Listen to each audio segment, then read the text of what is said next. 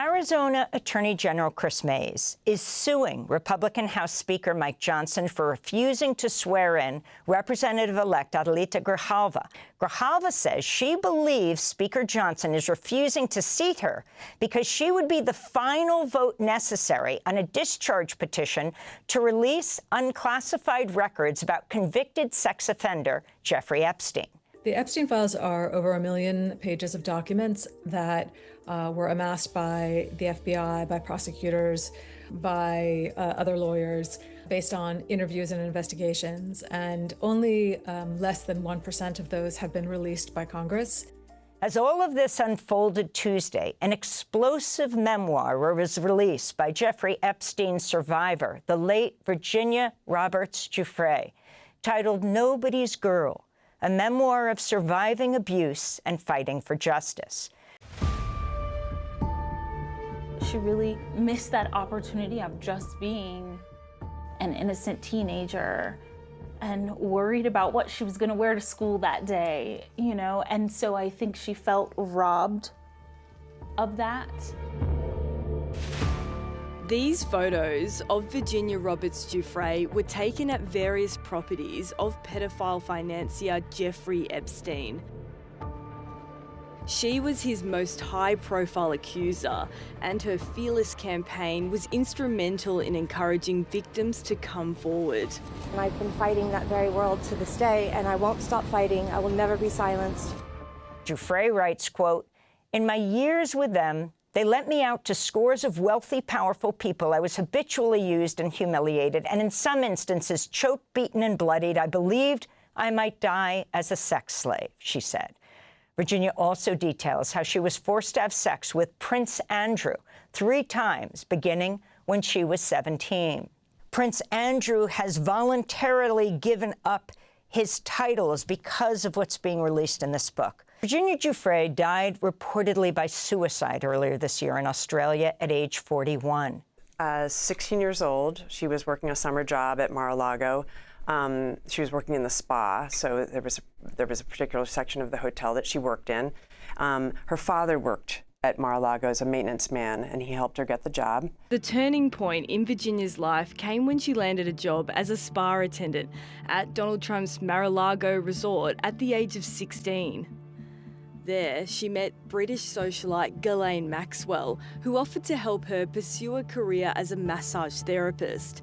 She invited her to Giuffre Epstein's mansion, telling Virginia he could help. That very day, Giuffre Epstein and Ghislaine Maxwell begin sexually abusing her. And she is asked to then go that day to Epstein's house. She goes because a woman has asked her, and she thinks it's going to be safe. And that very day, hours later, Ghislaine Maxwell and Giuffre Epstein sexually abused her for the first time. And in 2019, Epstein is reported to have killed himself in prison while awaiting trial on child sex trafficking charges. His accomplice, Ghislaine Maxwell, is serving a 20-year prison sentence for conspiring with Epstein to sexually abuse minors. Many of the perpetrators in their network have never been brought to justice. I think it's important to note, like, the FBI and the DOJ in the United States holds the key to this entire investigation. My sister turned over numerous amounts of documents to these very departments, and which still haven't been released. One of the most high-profile men Virginia says she was trafficked to is Prince Andrew when she was 17. Virginia always maintained this photo was taken the night she was forced to have sex with Prince Andrew. He strenuously denied the claim, including in an interview with the BBC in 2019.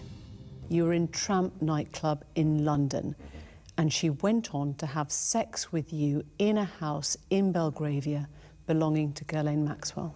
Didn't happen. His 2019 interview with the BBC, Prince Andrew said he went to New York in 2010 to cut off contact with Epstein in person. At the time, Epstein had been released from prison after he pled guilty to soliciting prostitution from someone under 18. Was that visit, December of 2010, the only time you saw him after he was convicted? Yes. Did you Yeah. see him or speak No. to him again? No, that was that. Never Funny enough, since 2010 was it. That was it. Blanche announced that the 6 hours of recordings and 329 pages of transcripts were being released today, quote, in the interest of transparency. The obvious question, why on earth would the Deputy Attorney General take a private meeting with a convicted child sex trafficker who his boss, Donald Trump, has ties to, and then, as soon as she tells him what she told him, gets upgraded to a lower security federal prison?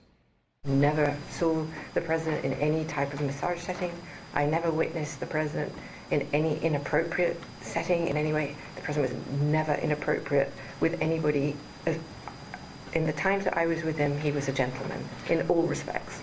A gentleman in all respects. That glowing character reference comes from a convicted sex trafficker.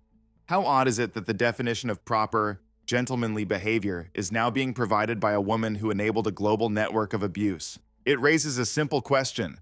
What earns that kind of loyalty? And more importantly, what earns a convicted predator a prison upgrade? Is it a reward for a story well told? Or is it a down payment for silence?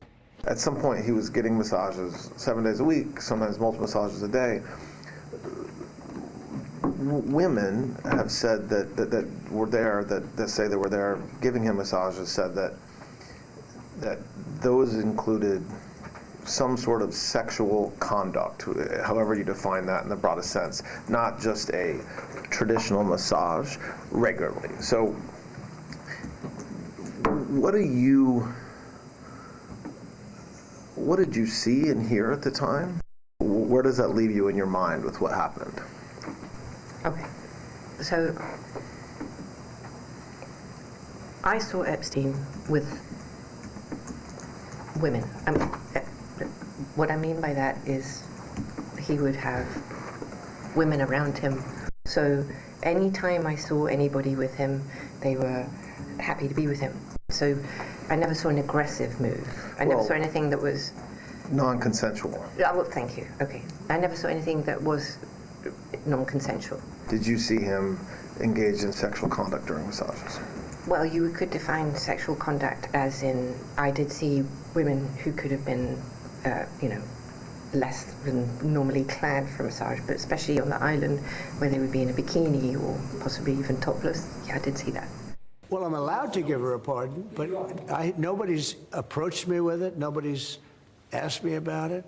The real question isn't just about who visited an island, but what secrets are still being protected by this web of influence. The powerful only win when we stop asking. Let me know your thoughts in the comments below.